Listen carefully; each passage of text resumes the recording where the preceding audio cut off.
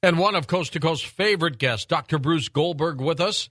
We will talk about hypnotherapy, out-of-body, reincarnation, and so much more in just a moment on Coast to Coast AM.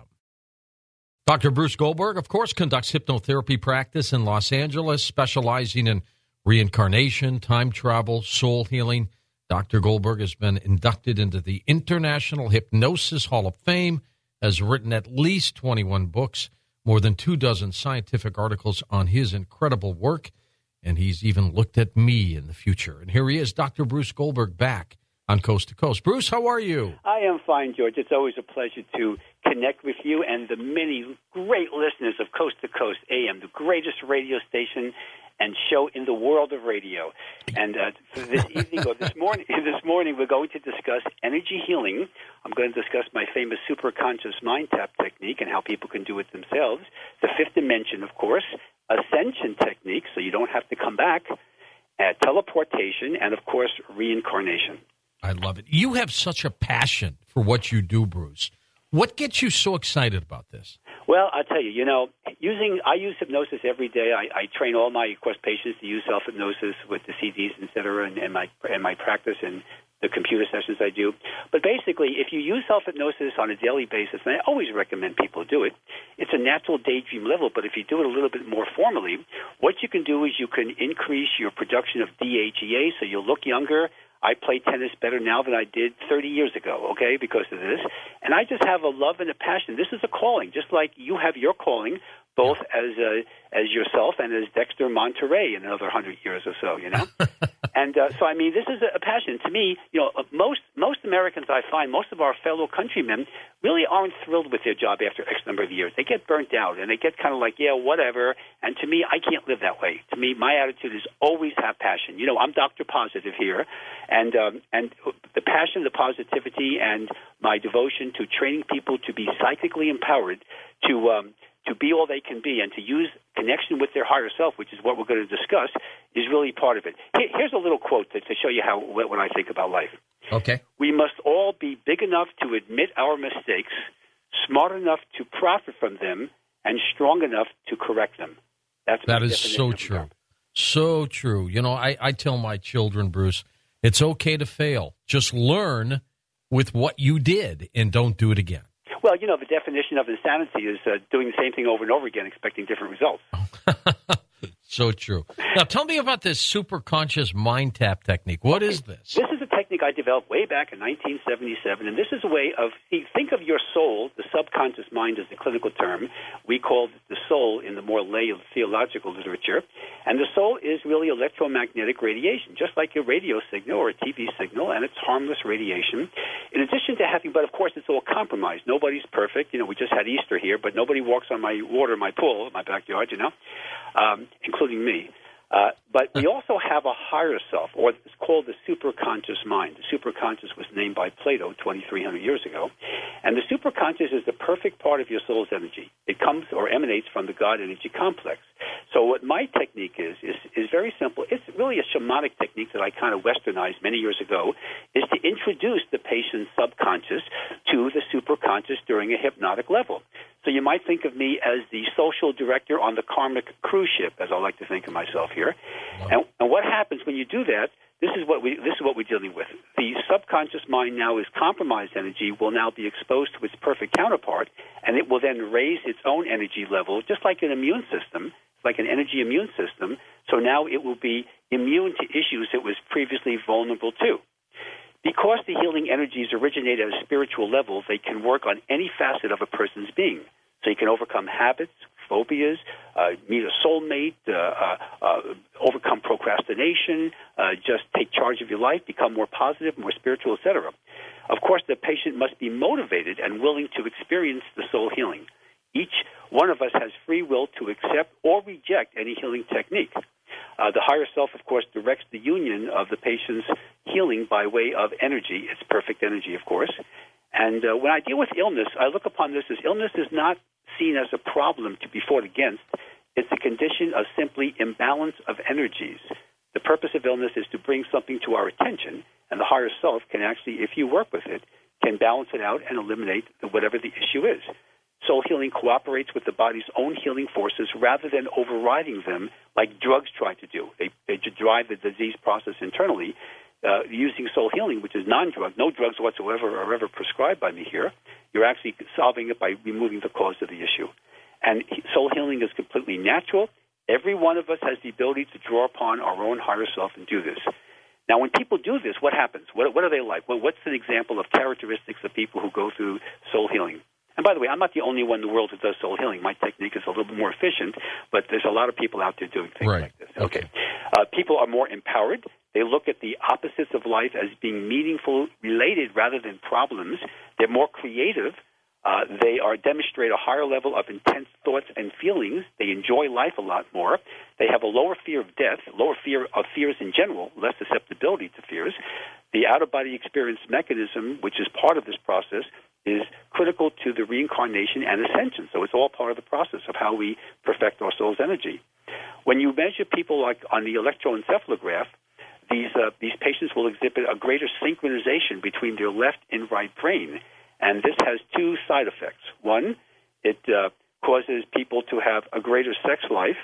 And secondly, it increases their brain power. So if you don't like those two characteristics, then don't do this, okay? Now, what's interesting about electroencephalographs with people who go through actual out-of-body experience understand the concept that all dreams are out-of-body experience, and that has been demonstrated by UCLA Dream Laboratory and others around the world. During an out-of-body experience, the skin may appear very dry and warm to the touch. The brain waves, the EEG as we call it, the electroencephalograph, tend to exhibit a narrow frequency band and produce a visible distortion of the body along with deep sleep and physical relaxation. So these are all positive things. When you go to sleep at night, you're actually in the REM cycle, the dream levels, for 3 hours a night. The problem is people don't know what they're doing. They tend to think about negative things before going to bed, so they go to the lower astral plane. Which is the worst thing to do, isn't it? Right. What you want to do a half an hour before going to bed, I always, with my patients, I give them CDs to play. They can read poetry. They can relax. Don't watch the 11 o'clock news if that's when you go to bed. Don't do that at that time. Do it early in the evening if you want. You want to last half an hour, think positive thoughts, just relax, chill out, do something you enjoy. No arguments with your wife or husband or whatever. Don't do any of that stuff. Do that early in the day if you're going to do that. Half an hour before going to bed is critical. When you do that, you're going to leave through either the 4th, 5th, 6th, or 7th chakra, preferably the crown chakra, the top of the head, the 7th, and the only place you can go is the upper astral plane if you do that. If you think of negative thoughts and do all the things I'm telling you not to do, you're going to leave through most likely the 3rd chakra, which is the belly button or the solar plexus area. And the only place you can go to is the lower astral plane, where you're going to meet all kinds of negative entities, Darth Vader and, all these weird, strange things, gargoyles and pixies and trolls and all the things you don't want to deal with. And they're going to harass you for 3 hours, and that's not a good concept. And that's why people wake up more neurotic than when they went to bed at night because they spend their time on the lower astral, and you don't want to do that. Is that also, Bruce, why some people wake up and they're exhausted? Right. They're kind of burnt out because they've been literally chased for 3 hours. Now, when I wake up in the morning, and patients I train to do this, I am a ball of energy. Well, you've seen me. You see me in the studio and, television and radio, right? I just have tons of energy, and I'm not superhuman. Anyone can do what I'm doing here. But when you have the upper astral plane experience, you're going to access your higher self. You're going to wake up recharged. I was on a media tour promoting a couple of my books several years ago, and I had literally 48 hours with no sleep. And I was doing workshops. I was on TV and radio. I was on overnight radio in New York, and all kinds of stuff. I went to Denver and New York for the 2 workshops, and et cetera, and I went to a major book convention meeting for the INATS meeting for the New Age bookstore people. And at the same time, I was using my superconscious mind tap rather than sleep because I didn't have time for the sleep. I take red-eye flights when I fly to the East Coast. And I had no problems. Everything went well, and by the time I finally got my 8 hours of sleep or 7 hours of sleep, I felt like Rip Van Winkle because I wasn't used to sleep for 2 days. But anyone can do this. I don't recommend that particular paradigm, but I do recommend anyone doing this. So that's the superconscious mind tap. It's a great technique. My website, of course, has 5 different exercises so people can see what these are, including out-of-body experience, 5th-dimensional travel techniques that we'll discuss as we go through the night, too. And so this is the superconscious mind tap. And remember, the key issue here is out-of-body experiences in the 5th dimension, because this leads us to the next phase here, which is what I call the conscious dying training. And if your listeners have their computer around, there's a figure the first figure, or to the left of the figure of the little ET, is the actual a diagram showing what I call a COBE, which is a conscious out-of-body experience. This is a technique which is really an ascension technique, and I'm going to show you what this means. When people go through their life, if you look at the chart, you see the birth, and then it's got consciousness, which is your daily life, and then there's the death, okay, crossing into spirit or clinical death. Now, there are three kinds of out-of-body experiences depicted on this diagram. One that we're all familiar with, of course, is the near-death experience. I don't recommend that as a trial period. You don't want to clinically die for 3 or 4 minutes. Plus, don't flatline yourself, folks. It's not a good idea, okay? Near-death experience, you are actually clinically dead for a few minutes, and you are revived and this and that. But that leads to a negative situation called unconscious dying, as you can see by the chart, because you're not exposed to your higher self. The other kind of out-of-body experience, number 2, is labeled OBE, and that's your regular out-of-body experience. People go through the REM cycle at night, et cetera, or they have experiences during the day if they're practicing techniques. And that's fine, too. But that isn't the biggie, because, again, if you do that and you go through your regular life, you're going to wind up with what we call the unconscious dying, which takes you through the disorienting forces of the lower astral plane, where you are harassed for umpteen amount of time, and then you're going to wind up at the soul plane to choose your next life, and then you're going to reincarnate, as you can see from the diagram, going back to the lower astral plane, where your memories are all wiped out, so that's why people don't remember their past lives, and then you're going to have unconscious rebirth, and you're going to have another neurotic life. It's not a good concept. No, is it like being in hell, Bruce? Well, people would actually call that hell. There is, if you read my work, there really is no hell. Hell is eternal damnation. There's a temporary, you can get out of the lower astral plane. And when you do, it's not hell, it's not eternal. But the lower astral plane is a very nasty place. Now, the COBE is the one that most of your listeners probably don't know about unless they follow my work. The COBE is when you actually connect with and merge with your higher self at the moment of death. And if you look at the chart, you see the COBE takes you through what's called conscious dying. You go up to the soul plane by avoiding the disorienting forces of the lower astral plane. And then when you eventually choose your next life in the soul plane, which is what that is all about, then you're going to go through a conscious rebirth where, again, you're avoiding the disorienting forces of the lower astral plane. Then you're born into a body which is now you're going to be more spiritually evolved, you're going to have memories of your past lives, and you're going to be more spiritual powered, you're going to have a much better life, and things are going to be a whole lot cooler than they would be if you didn't do that. And there are so many things you can do. There's a case, we just went through a holiday of Easter. There's a case that I reported in one of my books about a Thanksgiving day of conscious dying, and this is what happens. A woman, I call her Ashley, was experiencing a very difficult situation. Her husband had died. She came to my office a few months after to learn the techniques of conscious out-of-body experience and conscious dying. Now, even though her husband died unconsciously, it's still possible to connect with the person using techniques to help him go out of the lower astral into the upper astral and actually eventually to the soul plane to choose his next life in a more positive level. So I trained her how to do the techniques. Now, this was the first Thanksgiving that Ashley spent without her husband. And she did volunteer work at a local hospice program, and she went to that hospital at 9 o'clock that morning. Now, one of the male patients was very ill, and he was just about to die. So she decided to practice the technique of the conscious dying meditations, the before-death, after-death meditations, etc. And she did this with the man. He's still alive, and she thanked him for the privilege of being with him on that day. And she left the hospital and spent the afternoons with her friends. Now, at about 6 o'clock that evening, Ashley called the hospital to check on the man's condition, and the nurse informed her that he had died at 4 o'clock that afternoon. Ashley viewed his body. She wanted to see him again. And this is what she wrote to me after this experience. Remember, she's there about 3 hours after his clinical death. Right. This is what she says. I quote, "When I got there, he definitely looked at peace, but there was something else I sensed about him. I held my hands above his body and felt the most incredible, pulsating energy radiating from him. After just a few minutes, I could feel a tremendous shift in energy, and there was no longer anything over his body, but I could actually feel his soul rising up out of his forehead across my hand." And then she says, "Wow." That's an example of conscious dying. So Ashley became her own conscious dying therapist. That's a beautiful experience.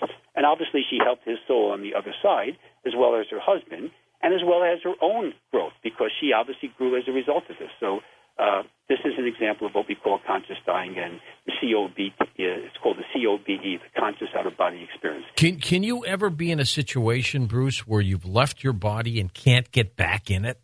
Actually, the only time that happens is when you clinically die, literally.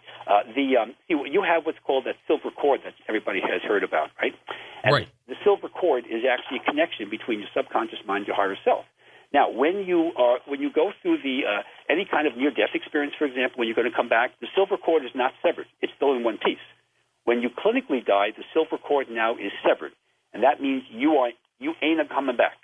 You're going to be going through the various dimensions, eventually winding up at the soul plane.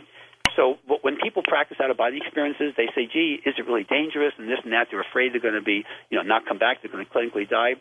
You're talking to somebody who is on the earth plane. You know me, George. You've seen me, right? Yes, I have been out of the body over 3,000 times. That's got to be a world record. Oh, the Guinness people haven't contacted me, but they're welcome to. Okay, and I'm not trying to brag about it, But the point is that I have never had a problem with out-of-body experience. Nobody had, by the way, in the history of the last 150 years of scientific research on this, no one has ever had any kind of negative experience from an out-of-body experience. So you're never going to have to worry about that. So if I can do it 3,000 times, trust me, folks, it's really cool. I've done out-of-body experiences when I used to study for exams in dental school, and it helped me study better. I've done this when I was skydiving. I did that. I've done this during workshops. I've done this on interviews. It's beautiful. It's a tremendous experience. So out-of-body experiences takes us where? To the fifth dimension. And you're traveling in your astral body if you go to the astral plane. And the nice thing about the astral body is that it's usually dressed in clothes that that you like. In other words, if you want to dress yourself as a past life, let's say you had a great past life in 1,500 years ago, you would dress that way. The astral body is taller, thinner, and younger looking than you are now. Okay. So a lot of people like that. When you go out of the body, though, the physical body can become immobilized and rigid. This is not to be a fear. This is part of like the sleep cycle. You go through a sleep paralysis, which is a normal part of our sleep cycle. A lot of these characteristics can be avoided by using spiritual white light protection techniques and others, which, of course, I always do, both in person as well as the CDs. The pulsating silver cord connects the astral body to the physical body. The cord appears to become thinner as the distance between the two bodies increases, and it is pulsating. And it's got like little stars, like little iridescent little things that you see as you look at it. The closer you get to it, it's really interesting. The astral body is weightless because it's energy and a spiritual body, but possesses very acute perceptive abilities, especially towards sounds and bright and vivid colors. You actually hear a whole lot better when you're out of the body. Physical body now appears as an empty shell, but the soul leaves a clone of itself, like an alias on a computer. So your body is always protected when you leave it. So you don't have to worry about possession or clinical death at all. The awareness of being out of the body is usually due to the inability to move objects on the physical plane. There's a big difference. You'll create an environment that looks like the earth plane, like your bedroom or wherever you're doing this, but your hands are going to pass through the physical matter, you see. And we see some portions of the environment that could not possibly be perceived from where our physical body is known at that time. So that's another way of knowing that you're out of the body. And then there's a technique when people do these techniques. They say, gee, no, doctor, I experienced all that, but the problem was I wasn't at the ceiling of my room. I was in my body. And there's a technique I labeled called IBEs years ago, and IBE stands for in-the-body experience. You have all the characteristics of an out-of-body experience because you're really technically not functioning from the earth plane. But you don't leave. But you stay within the parameter of the physical body. But now you're using your astral senses. So now you can use your astral eyes, see into the fifth dimension, which you can't do with your physical eyes.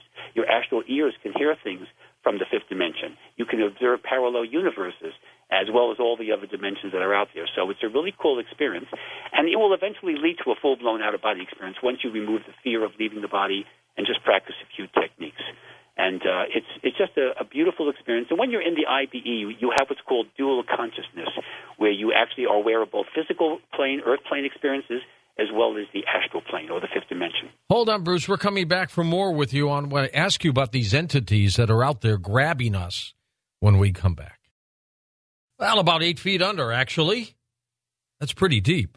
We're coming back in a moment with Dr. Bruce Goldberg as we talk about these other dimensions and these entities that are there to grab us. Next hour, we'll continue chatting with Dr. Bruce, plus we'll take your phone calls on Coast to Coast AM. Bruce, before we get into some of these other entities and these dimensions, what's new with you? What's new with the website and some of your work? I want to since we talk about reincarnation tonight, I want to reincarnate my offer from last time, the book Exploring the Fifth Dimension. If your listeners order it from my website, they will get a free CD called the Fifth Dimensional Travel to guide them out of the body. It's a very, very successful technique, and it's been used by thousands of people. Now, to get the free CD, you have to order the book. If they just want to try an out-of-body experience without buying a book, and they don't have a computer, folks, if you have a computer, the exercises are on the site. But if you don't have a computer and you want a written exercise of the fifth dimensional travel, just call my 1-800-KARMA-4U, which is 1-800-527-6248. And I will send you the written exercise. And the first 200 callers will get a free Access the Akashic Record exercise, along with the packet, which will describe all the books and CDs. And as you know, December 21st is coming up, George, and you know what that means? It's Mayan calendar day, Bruce. It's going to be in studio with you and Tom and Lex and pizza and, and holding the hands of the universe to show the people that nothing is going to happen. It's going to be just like the Y2K became Y2OK. It's going to be no problem, so I'm looking forward very much to it. You don't think when the clock strikes midnight we'll hear on the air, and that'll be it for us? Huh? No, I think that somehow this is going to be the sun will rise the following day, and it will be fine. But it'll be a pleasure to be in the studio because we'll get a lot of calls and a lot of activity, and you'll be surprised. There'll be a lot of people panicking at first, really worried because they're going to be there's so much junk going on, and then they're going to hear us.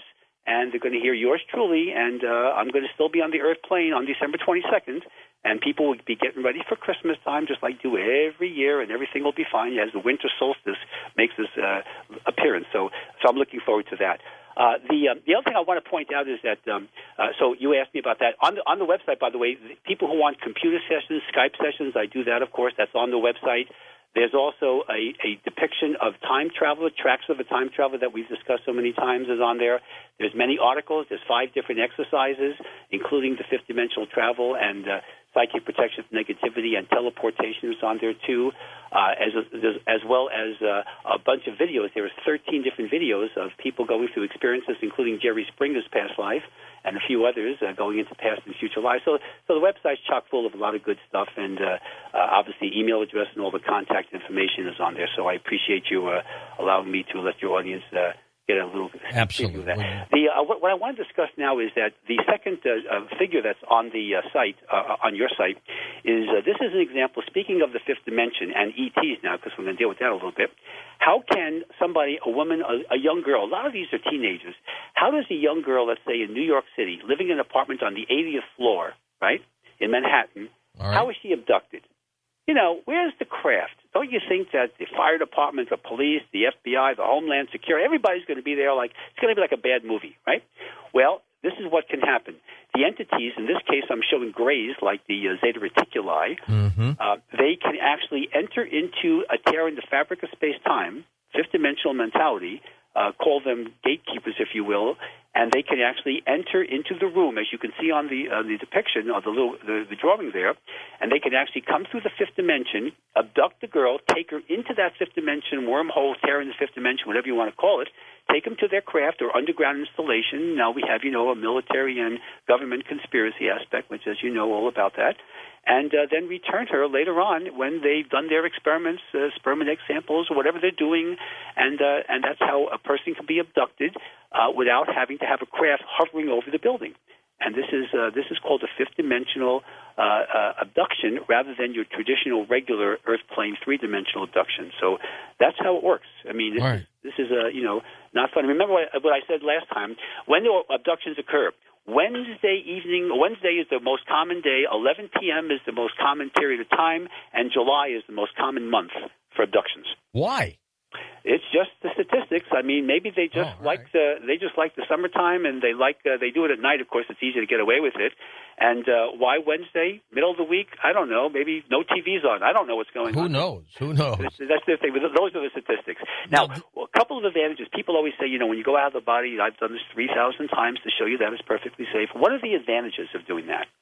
Well, one, by traveling through the fifth dimension, you are symbolizing the reincarnation cycle and the eventual ascension. So guess what? You eliminate the fear of death. Death is nothing to be afraid of. It's changing dimensions and eventually a new body. It's like getting a new car. You can also contact lost loved ones, especially with the conscious out-of-body experience or training I talked about earlier. You can contact spirit guides, angels, your own higher self, right? You can do what I call astral negotiation, where you can negotiate with people on the earth plane that you're having problems with by summoning their astral body to come into what I call a sanctuary. And the sanctuary technique is also depicted on the website as an exercise.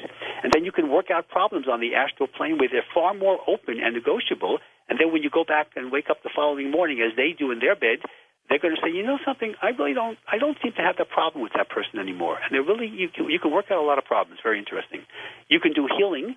You can do what I call etheric plane surgery, going to the etheric plane, which is a rather complex technique, but we've discussed that in the past. You can increase your creativity if you write, if you sing, if you perform music, whatever your creativity is. You can see the future, because the future is part of the space-time continuum. All time is simultaneous. You can facilitate your own ascension by your own spiritual growth. And last but not least, especially with my sanctuary technique, you can meet time travelers, ETs, the good ones like Pleiadians and some of the others, and enjoy and be enhanced both by data as well as your own karmic cycle and just the universe. So these are really cool things. Now, when you're in the fifth dimension, there are entities you're going to run into. Now, we've talked about you can meet your own spirit guides and angels and things like that. Well, departed souls are very important. You can meet a departed loved one, which can help you overcome the bereavement or grief cycle. You can meet people who are having their own near-death experiences. They're going to be passing through the fifth dimension, too. Now, they'll eventually go back to the earth plane when they're resuscitated, but you can do what we call these near-death experiencers. You can meet, of course, your spirit guides and angels and, of course, your higher self. Now, you don't want to go to the lower astral plane, because you're going to meet lower astral entities, and they're not going to like you. Okay, they're going to treat you they're going to try to torture you and do all kinds of things that you don't want to do. So you want to always go to the upper astral. And you can't avoid that area, right? Yes, you can. You can, by using the techniques, the protection techniques, and the techniques that I do in my practice and the CDs, et cetera. Everything is protection. And if you do these techniques right and don't have drugs, believe me, folks, this is a big thing I get. Don't take a hit on a joint. Please, don't use cocaine, crystal meth, whatever. Don't do that. Don't take any kind of medication. You're going to go wind up in the lower astral, and you are not going to have a lot of fun. So you want to do this au naturel, and you want to do this with, please, no drugs. You can meet, again, extraterrestrials, like we talked about the Zeta Reticuli. You can meet the Pleiadians and others. You could also meet the time travelers, et cetera. And these are the kind of entities that they hang out in the fifth dimension. They use that as a way. How do you get a craft from Zeta Reticuli 25 light years away to the Earth plane or to our Earth planet? What they do is they go through what's called a warp drive technique by traveling through the fifth dimension. And our current physicists today will tell you that the models are there. We know that. The Alcubierre warp drive, this Mexican physicist years ago, developed the models, and it has never been criticized. It's never been destroyed or knocked academically by his colleagues. So we know you can actually zip through the universe without having to worry about traveling the speed of light, and having unbelievable mass, and you can't do that. You can do that by going through the fifth dimension, and that's how they do it. And there are gatekeepers, Pleiadians, for example, are gatekeepers that make these trips rather routinely. So going through the fifth dimension is something not to be afraid of, folks. It's great. Look at me. Do I sound like I have a problem here? Okay. So this is the example of what you can do, and again, you can grow, you can empower yourself, and do fun things. Now, also, what you could also do with these techniques is as we've discussed many times in the past, teleportation. I came across a teleportation case from many years ago, and I'd like to quickly describe it. This is a case that occurred in Siberia. How's that? Okay. There's a father, Litvinov, in 1933, he opened the door to his church in order to admit a young man who had a look of horror on his face. The young man said his name was Dmitry Grishkov, and he claimed that he had been married that day, and on his way to the church, he had stopped by the cemetery to visit the grave of a boyhood friend. As he stood there paying his respects, he was startled to see an image of his friend who had been dead for over a year. As he turned away from the cemetery to make his way back to the village, he became terrified when he realized that nearly everything in the small Siberian town was different. Dmitri ran from the church, shouting in anguish that he had to find his family, his friends, his bride, and Father Litvinov noticed a strange light and a gray mist around the young man. That's very important now. And in a blink of an eye, he had just vanished right before his eyes. Well, Father Litvinov never saw the man again, so he went through the old parish records, and he discovered that in the past 2 centuries, a schoolmaster and 2 other priests experienced encounters with the boy who stepped into the future. In his parish records, he also found the name Dmitri Grishkov, the young man who had stopped by a friend's grave on the wedding day in 1746 and mysteriously disappeared. How's that? I like that. Leave it to the Russians, huh? Tell me about the law of karma, Bruce. Well, basically, this simply says that, the law of karma is that whatever you are exposed to as karmic lessons, and they're not always punishments. Sometimes you just have to learn tough lessons. If you learn them, you grow, you don't have them repeated, and you move on. If you don't, you get interest and penalties. If you do something stupid or negative to somebody purposely, you're going to have to pay for that. Maybe not that day. Maybe the person that, or if you do something, you get away with something. Maybe you'll get away with something temporarily, but eventually you're going to have to pay the piper. And so the law of karma is the law of cause and effect. It means if everybody practiced the law of karma like the golden rule, think of it that way, wouldn't we have one hell of a nice planet? Right? We sure would. Who would do anything if they knew they're going to get it paid back to them? I, for example, I have people, I have a lot of contacts, and I do favors for friends and people that I even hardly know sometimes. And I know by doing that, there's somewhat of a selfish motive. I do a favor for someone, and their life improves. I get pleasure out of that, but I know the universe is going to reward me for that, like being on Coast to Coast, as an example. So the law of karma is simply just be cool, follow universal laws, be spiritual, do things with a positive motive. Your motive is more important than the actions. If you do something nice and you kind of mess it up because maybe you weren't trained in something or whatever you're doing, but your motive was good, you're not going to earn negative karma. But if you purposely try to hurt someone or just play games with people, folks, don't do it. Be cool. The universe will reward you. The universe is very objective. It doesn't have favoritism. If you follow the rules, you'll be rewarded. If not, you'll be punished by a lot of negative stuff. So the law of karma is something that you want to, pay attention to and do successfully. Now, another law that's important is the law of attraction. This is a biggie. The energy you send out is what you get. Now, you know me as Dr. Positive. Your listeners are constantly emailing me and say, how come you're so positive, Okay. Well, if you send out positive energy, you're going to have a lot more positive things happen to you, and my life definitely illustrates that. If you are cynical and negative and just think of your cup as half empty, Murphy's Law, and all the yada-yada stuff, you're going to have a lot of problems. You can also use the law of attraction to help yourself in other aspects of your life. You can help your family, your friends. You can attract a soulmate. You can get a good job. You can find that perfect car or clothes or vacation spot, whatever you want to do. If you send out positive energy, the universe will respond in kind. And if you send out negative energy, you're actually psychically attacking people. If you do that, you will also send out things in kind, too. Remember in your first book, George, when you talked about the radio station, the young girl who was being hit on by all these radio dudes and stuff? Remember that? Yep. The psychic attack part, and what happened to all these guys who were trying to do their nasty things and play games with her. Every one of them suffered, right? What goes around comes around. Right, that's exactly the point. That's what it means. So, and remember, the golden rule is not people theologically classify that as a Christian principle. The golden rule precedes Christianity by thousands of years.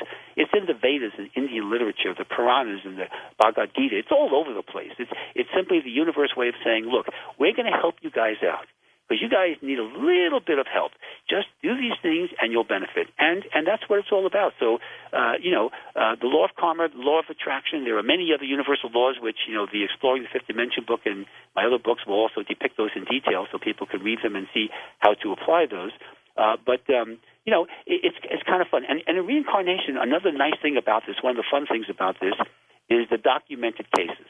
Don't you just love those, My famous case, The Search for Grace, which was CBS made into a movie, was about a woman who was murdered in 1927 in a past life as Grace Doe's, and she gave me about 24 facts, 22 of which were completely verified by old newspaper reports, but 2 of them weren't.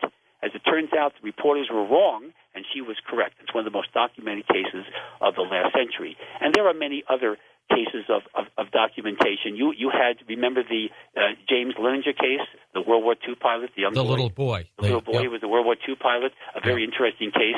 Of course, the work of the late Ian Stevenson, may he rest in peace, for over 50 years, did over 2,500 cases of children between the ages of 3 and 7, and they were documented. They came through intimate details of things that were just brilliant, and his cases were just beautiful.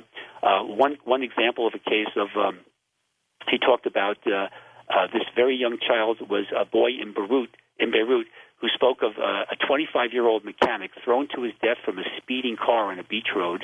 And according to multiple witnesses, the boy provided the name of the driver, the location of the crash, the names of the mechanic's sisters and parents and cousins, and people who he went hunting with, all of which turned out to match the life of the man who had died several years before the boy was even born, and who had no apparent connection with the boy's family. This was a very poor family. They didn't do much traveling. What's interesting is that, let's say a person gets stabbed to death by the right side of their body, okay, like where your appendix is. Right. Well, it's not uncommon. It's infrequent, but it's not impossible for the person to be reborn in a new body, remember, you're not genetically related. Most lives are completely different genetics, so you don't stay in your family very often. That's extremely rare.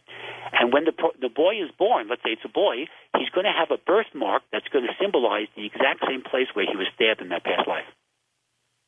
That's pretty dramatic. The late Ian Stevenson's more recent books, the latter books of his life, the last few books he wrote, talked about birthmarks and all kinds of things that occurred because of the actual physical manifestation of the death of the previous life.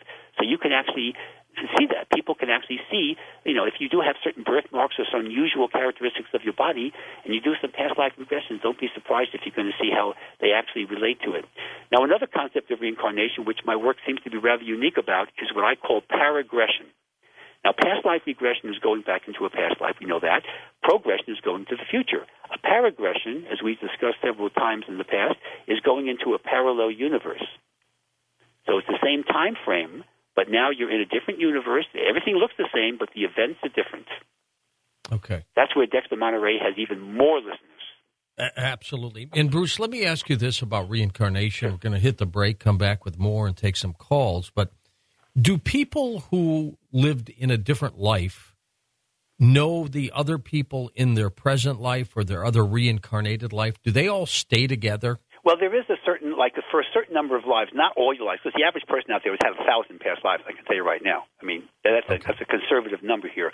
There are certain groups of people that it could be your family, your parents, your lovers, your good friends, whatever, colleagues, that you will reincarnate with several times. And we can do what's called karmic scripting when I do a regression to find out who's who.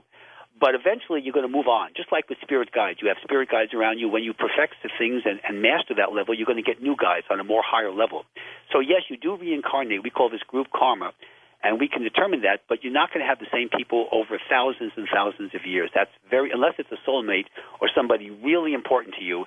Most of the time, it's just people who you have to learn certain lessons from and work with, and that can include family members, but you're eventually going to move on. So not everybody's going to be around every single life. All right. Dr. Bruce Goldberg with us. His website linked up at coasttocoastam.com. Very simple for you. It's drbrucegoldberg.com. One of his books, of course, he's got many out there, but one is called Exploring the Fifth Dimension, and he'll toss in a free CD for you, but you have to order it off his website. We'll be back in a moment on Coast to Coast AM, final hour, and we'll take your phone calls and your stories. Maybe you've been undergone hypnosis, and you can tell us a story. We'll be back.